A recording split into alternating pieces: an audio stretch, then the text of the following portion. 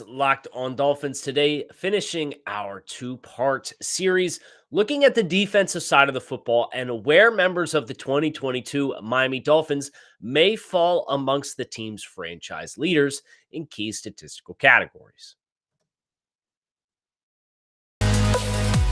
You are Locked On Dolphins, your daily Miami Dolphins podcast, part of the Locked On Podcast Network, your team every day.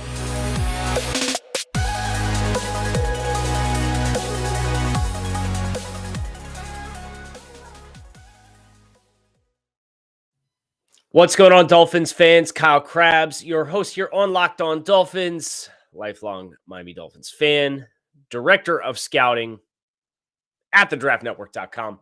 Your host here on Locked On Dolphins, and I want to thank you guys for making Locked On Dolphins your first Miami Dolphins listen of the day. We do have some, let's call them administrative items to tackle today as we get things kicked off. But today's show is going to be focused on the defensive side of the football, active members of the Miami Dolphins, where they could find themselves on the defensive side of the ball in team history, statistics like sacks and interceptions and solo tackles, even though that's an unofficial stat, which makes for a whole bundle of joy as you're trying to sit down and sort through team leaders. But nevertheless, looking at the defensive side of the ball, you do have some members of this Dolphins team who are tenured, have had multiple contracts with the team. Here's looking at you, Xavien Howard and Jerome Baker, and there's some pretty interesting dynamics that are at play here. Now, one thing that I do want to do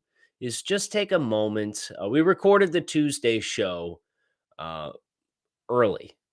It was over the long weekend that we recorded this show.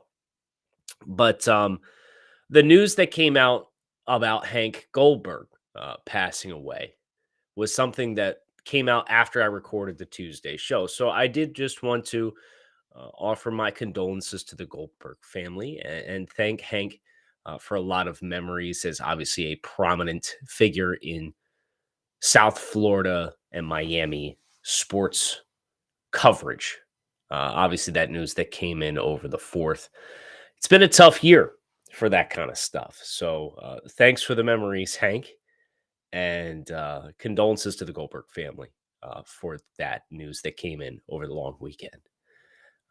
But on a lighter note, it's that time of year now for us to start getting ready for football season, and in particular fantasy football season. And this was something that we did last year that I had a lot of fun with, a lot of success with. My team ravaged with injuries down the stretch, but we did a fantasy league last year, and we used the fantasy league as a fundraiser for the Dolphins Challenge Cancer fundraiser that obviously they do in the offseason every year, and they raise all this money for cancer research, and it's a wonderful cause, and it's a chance to support the team and the organization in a really good way. So we're going to do that again.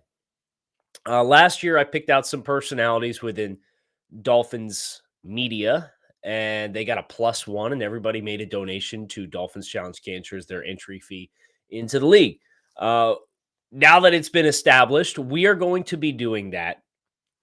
I think 16 teams in the league, and we're going to have some prizes this year beyond just playing in a league with some of your favorite Dolphins media personalities. So keep your eyes peeled for that, but I did want to make you guys aware that is something that's going to be coming down the chute. I think we're going to have some more auction-style bidding for entry fees for donations. So just keep your eyes peeled on social media at Locked On Fins with a PH or at Grinding the Tape, which is my personal Twitter account, for some updates on that.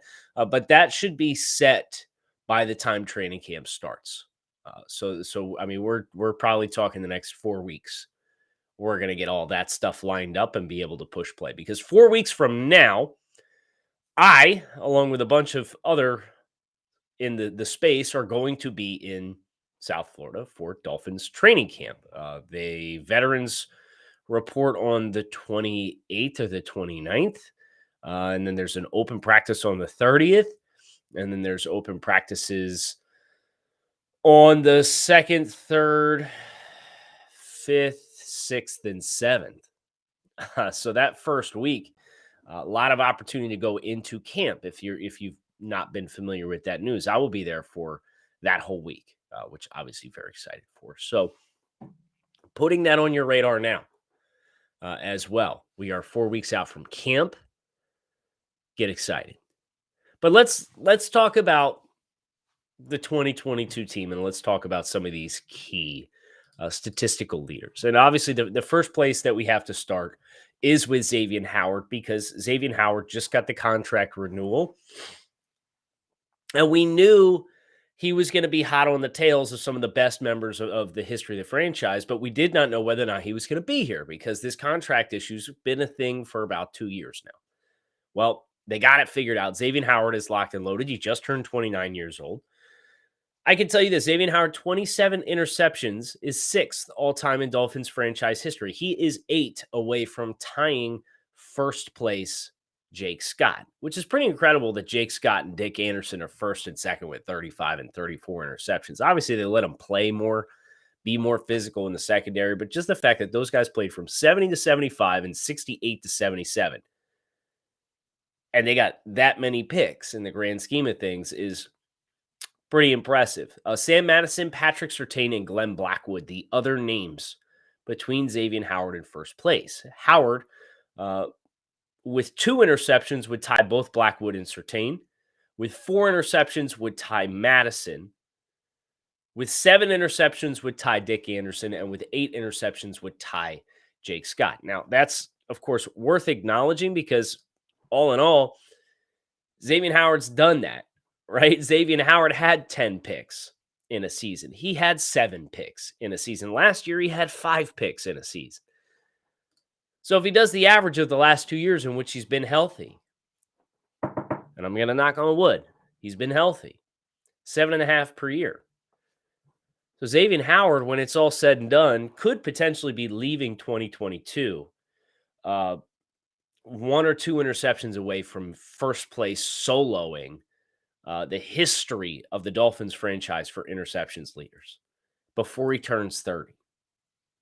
That's obviously a very exciting opportunity. And for more context, just looking at the games played, Xavien Howard's played in 72 games, as 27. Here are the amount of games played for the players in front of Xavien Howard. Surtain, 108. And this is with the Dolphins, not all time in their careers. 108 with the Dolphins. 2 more interceptions for Surtain.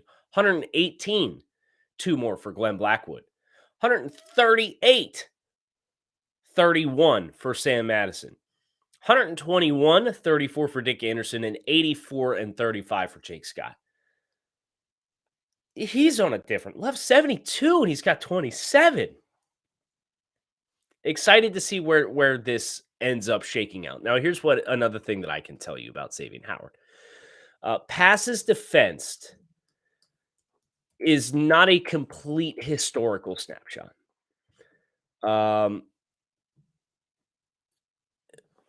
But according to Pro Football Reference, and they don't have like the guys who played in the 70s, they're not credited with passes defensed.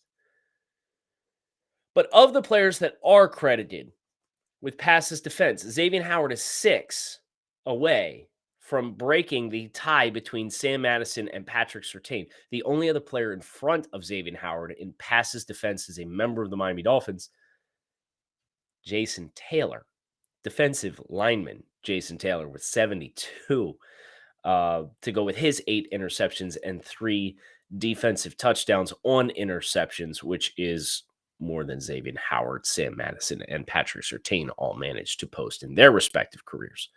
So Xavien Howard should, since passes defense has become an official statistic that is measured, he should take first place in that statistic this season, because he, with 71, is 6 behind Madison and Surtain, who are, of course, both in the coaching staff.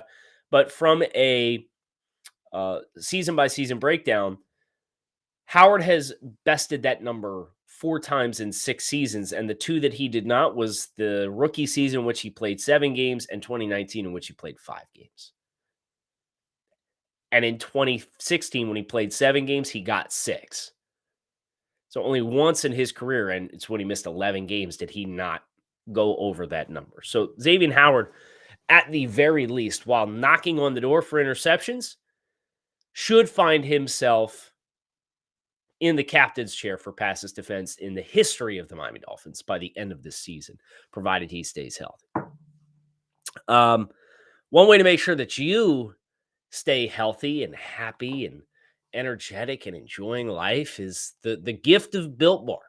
Built Bar is a protein bar that tastes like a candy bar. These things are high in protein, high in fiber, but low in calories, low in sugar. They have 100% chocolate on all of their bars. So they're delicious to eat, and they're actually very good for you too. And it's not like chewing on the sole of your shoe. These things, they chew and eat like Three Musketeers bars. It's pretty incredible what they've been able to do. Right now, you can visit Built.com. Use promo code LOCK15 and save 15% off your next order. That is Built.com. Promo code LOCK15 to save 15% off your next order of the world's most delicious protein bar. The next interesting player, from a historical standpoint in my mind, is from a sack leaders production. Obviously, Jason Taylor and Cameron Wake are in a league of their own. Taylor with 131 members as a member of the Miami Dolphins, first ballot Hall of Famer. Cameron Wake with just over 100 career sacks, 98 of those came with the Miami Dolphins from 2009 to 2018. Then you have names like Bill Stanfull and Vern Den-Herder and Doug Betters and Jeff Cross and Trace Armstrong. And those guys are all between 55 and 70. And then you've got a drop, and you got Bo Camper and Baumauer and Dewey and Fernandez and Joey Porter of all names, Brian Cox and Randy Starks and Olivier Vernon. And that's like 40 to 29. Then you got another drop to 25.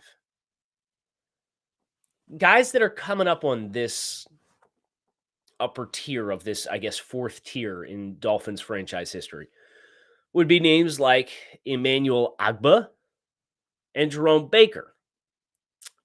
Baker has 17 sacks, and he's played for the team since 2018.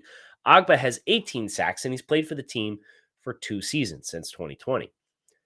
9 sacks per season for Ogbah at that pace would put him at 27. That would push him in front of Adwale Ogunleye and Marco Coleman and Mel Branch and Timbo and David Bowens and Zach Thomas, who's currently a sack and a half in front of him.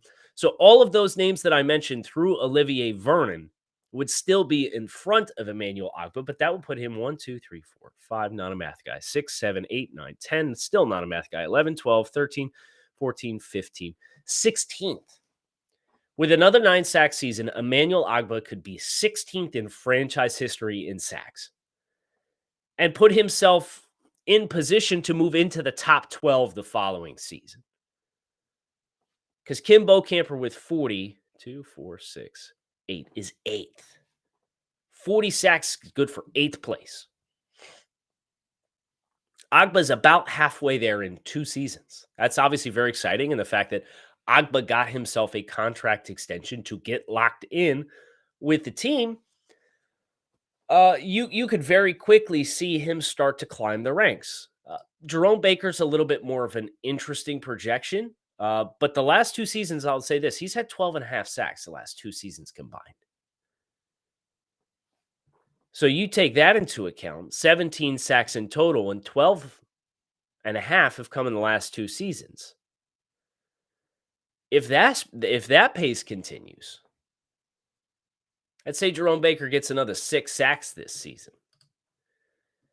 He would go from 17 to 23. That would put him 18th, tied for 18th. And then if you account for Emmanuel Ogbah still moving up in front of him, he'd be tied for 19th. I mean, you're talking about a guy, top 20 all time. And the names in front of him, you really don't have a lot of linebackers, especially a lot of linebackers who play time and space off the first level of the defense.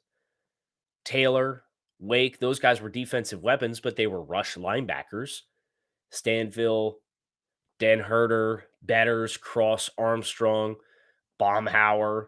Like AJ Dewey's probably the most significant name on this list, and Brian Cox. I'll be fair to Brian Cox as well.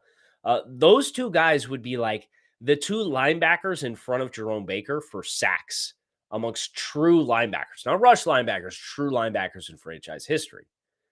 Now, Dewey at 38.5 and Cox at 31.5. Baker with 6 would get to 23. He'd still have a pretty significant chase to chase down AJ Dewey, who's currently tied or in 10th place in franchise history. But amongst linebackers who play on the second level, he's very quickly pushing his way up the ranks. He's 2.5 sacks behind Zach Thomas, of all names. Does that mean he's as good of a player as Zach Thomas? Of course not. And we all know Zach deserves to be in the Hall of Fame at this point. We'll see how long they're going to drag their feet on that. But I digress. So from a pass rush productivity standpoint, those are the key names that jump off to me. Here's another thing that I will say. There are 54 players in franchise history who have logged double-digit sacks. And I say that to acknowledge a few names. Young guys, Jalen Phillips and Christian Wilkins. Phillips obviously set the rookie record with 8.5 sacks last season. Another performance of that standpoint would catapult him. He's currently in solo possession of 61st place. But if he did it again, he'd get into the top 30 and be tied with where Jerome Baker is currently at, with Larry Gordon just in front of Jared Odrick, Daryl Gardner, and Ndamukong Suh, and just behind the likes of Vonnie Holiday and the previously mentioned Emmanuel Ogbah, who, of course, will be adding his sack total this year as well. Christian Wilkins, however, with 8 career sacks, more than half of which came this past season, I think can really start to reshape his narrative as a football player by having another 4 to 7 sack season this season. And if he gets in that range, I mean, 15 is no slouch for interior defensive linemen. 15 is the number of sacks that Daryl Gardner and Ndamukong Suh had in their respective careers. Now, Suh was here for 3 seasons. Wilkins just finished his 3rd season. But one thing I can tell you is Christian Wilkins is going to get another contract, and Christian Wilkins is only now starting to scratch the potential of what he really, truly can be as a football player. So I would not be surprised to eventually see Christian Wilkins get to that Randy Starks level. And Starks played for the team from 2008 to 2014. If you're a younger Dolphins fan, Randy Starks was a guy who front multiple, could play 3-4 end, could play 3 technique, could play in the A-gaps, play up and down the line. He played in 54 games he played 111 games as a member of the Miami Dolphins and had 30.5 sacks. That is good for 14th place. That's the kind of expectation that I have for Christian Wilkins when it's all said and done. Now, he's not on that pace yet, but I would expect that business starts to pick up for Wilkins sooner rather than later. How about tackles? I think we do need to acknowledge the tackles because of tackles that have been credited, and again, this is not an official statistic. I see some names on here that played as far back as started in the mid to late 80s. Sacks became a statistic in 82. For anybody who's curious. Zach Thomas credited with 1,042 solo tackles. There is only one other player in franchise history that got half as many solo tackles as what Zach Thomas was credited with as a member of the Miami Dolphins, and that was Rashad Jones with 599. Jarvis Williams, safety, played from 88 to 93, is 3rd, 513. Then you have Jason Taylor, Brian Cox, Lewis Oliver, Jeremiah Bell, Brock Marion, Jeff Cross, J.B. Brown, Channing Crowder, Tim Bowens. That's your top 12 in franchise history. Cam Wake at 14th, Pat Surtain at 16th, Jerome Baker at 18th with 265 career solo tackles. Now, if he gets up over 300, he would be the 13th player in franchise history to go over 300 solo tackles for his career. The last 3 seasons, he's had 76, 70, and 62. So let's put him right in the middle of that. Let's say he gets 70 again this year, which is, I don't think, an unrealistic expectation. 70 solo tackles for Jerome Baker would give him 335. And that would leave him 8 behind Channing Crowder for 11th place all time. If he does that for this season and next season, and remember, Jerome Baker's already got a contract extension. I'm not a math guy, but 70 times 2 is 140. Plus 265 will put him at 405. That would put him in 8th place at the end of 2023, behind only Thomas Jones, Jarvis Williams, Jason Taylor, Brian Cox, Lewis Oliver, Jeremiah Bell. And that would make him the 8th player in franchise history to have over 400 solo tackles. I don't see any reason why this can't happen. I quite honestly think it should happen. Now, the main thing here for Jerome is I think you're either going to get more of one or more of the other. And we've talked about him from a sack perspective, and we've talked about him from a tackles perspective. If you're going to get the sack stuff, I do think it's going to take you out of position to make a lot of those solo tackles, because you are going to be weaponized going forward instead of being a space defender who can use your speed to scrape and flow and find the football and be a rally player. And that's fine. But I do think it is worth acknowledging that I don't think you're going to be able to have your cake and eat it too for Jerome Baker, especially because they flipped the switch midway through the season last year to put him in position to be the pressure player that he eventually became. The last statistic that I want to acknowledge is tackles for loss. Jason Taylor, in a world of his own, 137 career TFLs. Only one other player in franchise history is within half of the number of what Jason Taylor posted, and that's Cameron Wake with 97. Zach Thomas is third with 70, nearly 50% of what Jason posted. 4th place in franchise history, Randy Starks, who we've already mentioned. This is another one of those statistics that came on late. A lot of the guys from the 70s and the 80s, they didn't get credit for this kind of stuff. So it's an incomplete picture, but it is the record books that the Dolphins have at their disposal. 45 for Randy Starks, 4th place as things currently stand in franchise history. Jerome Baker has 23. Andrew Van Ginkel has 20. These are a couple of players that I don't see any reason why. Zach Sealer has 18. If this defensive infrastructure stays in place this season, Zach Sealer last year, just as an example, had 6. The year before he had 11. If Zach Sealer goes back and has another 11 tackles for loss, and this is just one player example, and goes from 18 to 29, you're talking 12th place all-time in franchise history. So this is the luxury of a statistic that is a little bit of a late bloomer in the grand scheme of the game. You've got a slew of active players right now. Jerome Baker, Andrew Van Ginkel, Zach Sealer, Christian Wilkins, Emmanuel Ogbah. Those names are all in the top 35 in tackles for loss in the history books, according to Pro Football Reference. Ogbah's got 15. If anybody logs double digits here, they're going to find themselves pretty quickly in the top 15. And if Baker goes off, he's got 23. Let's say he gets 10. He's going to be in 10th place all time in franchise history in this statistic.